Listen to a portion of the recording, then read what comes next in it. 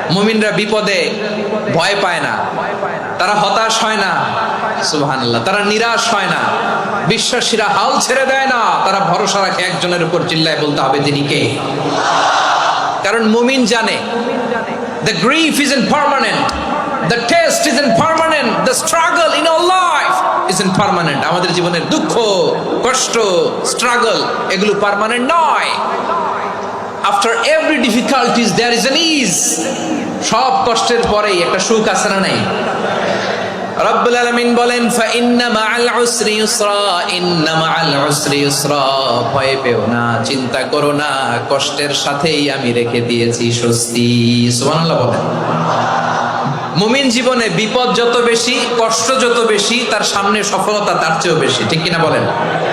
কারণ বিশ্বাসীরা জানে রাত্রি যত গভীর হয়, সুবহে সাদিকের সময় তত আগাতে থাকে। গর্ভবতী নারীর পেটের ব্যথা যত বাড়তে থাকে, ঘরে নতুন মেহমান আগমনের সময় ঘনাতে থাকে। মুমিনদের উপর বিপদ, অত্যাচার, আপদ, পরীক্ষা যত বাড়তে থাকে, কালেমার পতাকা উড্ডয়নের সময় কাছে আসতে থাকে। বিশ্বাসীদের এগুলো হিসাব মিলানো অনেক আগে, এগুলো অনেক আগে হিসাব মিলানো।